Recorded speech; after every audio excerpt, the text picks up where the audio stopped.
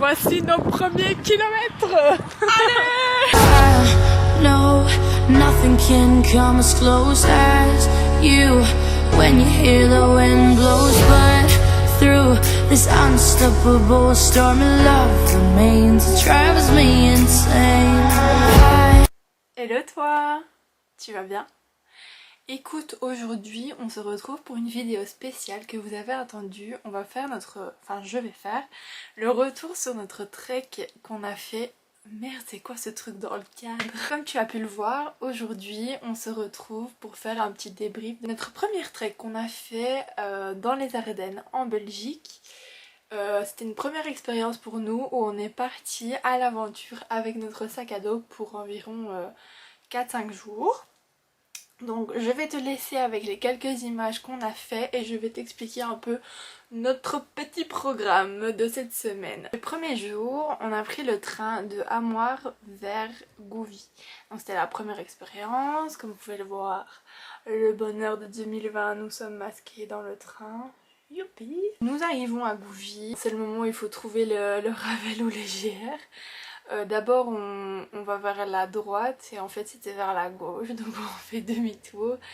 Et un truc super chouette en direction de Gouvy, c'est que c'est super bien indiqué les Ravel et les GR, contrairement à d'autres endroits que j'ai pu faire, notamment à Tir-le-Mont où c'était pas du tout indiqué dès la gare. Alors ici on est au château de Gouvy, mais on est lundi et on sait pas si c'est ouvert parce qu'il est mis à partir de mardi les indications, mais là et il n'est pas dit que le lundi est fermé, donc si on n'est plus là après Alors notre première journée, c'est une des meilleures journées. Il faisait super beau, on a pris quelques couleurs, il faisait chaud aussi, on a marché au soleil, on a découvert un peu les parcs naturels par lesquels on est passé à pied.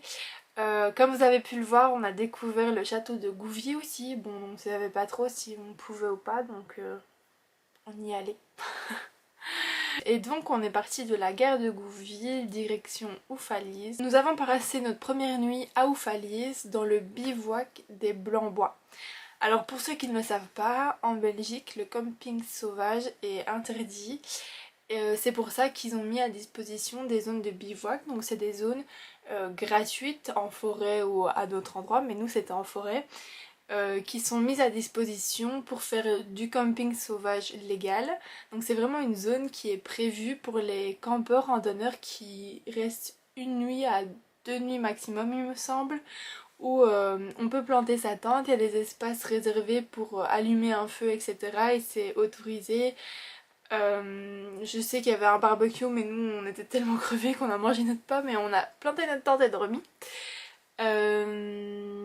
Et donc voilà, oui, c'était une super expérience en bivouac. Il faut quand même s'intéresser et observer un peu les zones où on peut planter sa tente, parce qu'il y a quand même une amende sévère si les gardes forestiers nous trouvent dans des zones où c'est pas très légal, vous pouvez payer une amende. Donc c'est toujours bon à savoir que le camping sauvage en Belgique n'est pas autorisé. Donc c'est quand même mieux de s'interroger sur cette question avant de partir à l'aventure pour éviter les petits problèmes que vous pourriez rencontrer.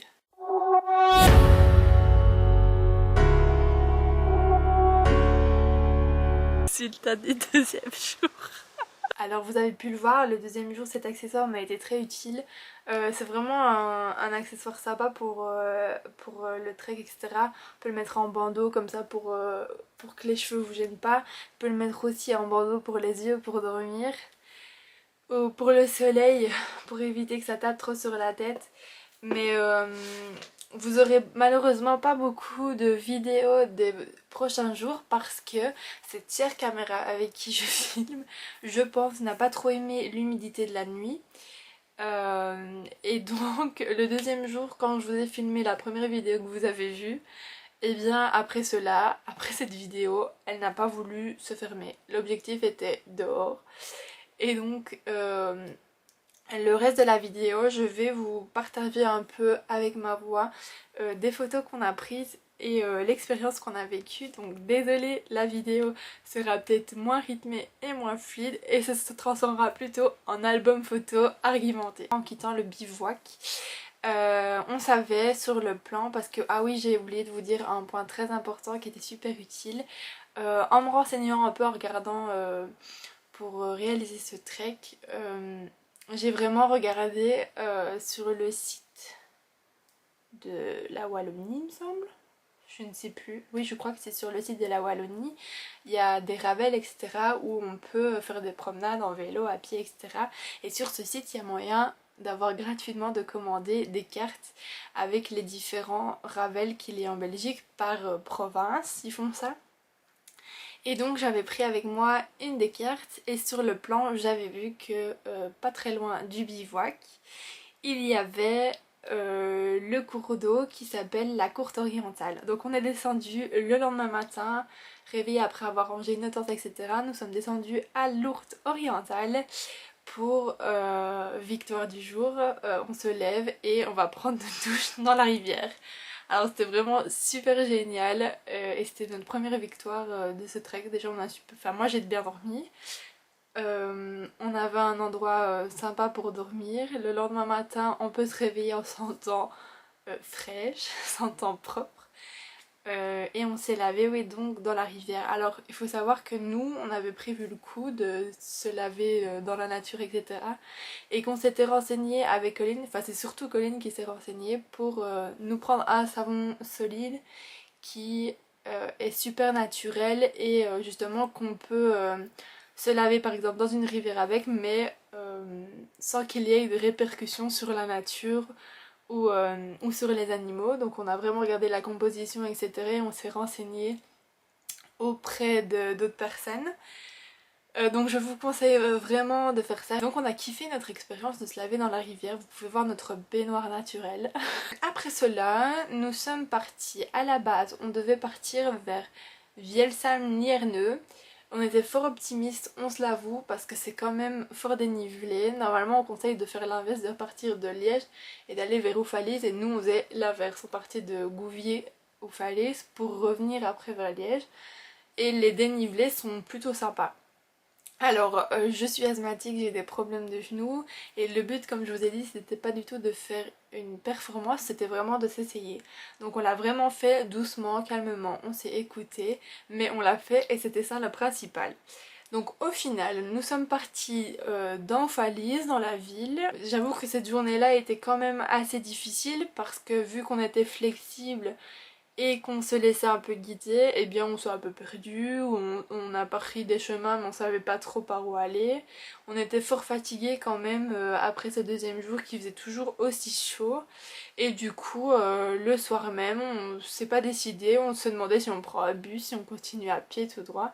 Finalement on a continué à pied, on a décidé de retourner vers Gouvier où ce soir-là on a dormi au camping du lac de Chérapon. Jour 3. On quitte de bonne heure ce petit cadeau cette nuit au frais à Gouvy pour prendre le train direction Caux où on a passé une petite journée sympa. On est allé donc de Caux à pied jusqu'à Stavelot qui est vraiment une petite ville agréable.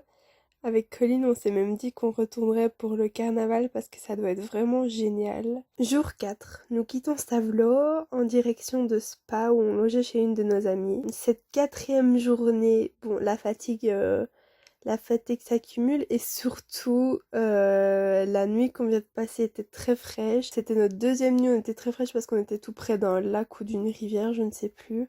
Mais j'ai eu la bonne idée de dire... Comme vous pouvez le voir sur la photo, sortons les couvertures de survie pour essayer de mieux dormir. Et franchement, ça a beau être un truc super léger, ça fonctionne super bien. Donc je vous invite, si vous partez en trek, à prendre une couverture de survie, ça peut toujours être utile. Donc je vous le disais, la 4e journée, c'était notre journée la plus longue.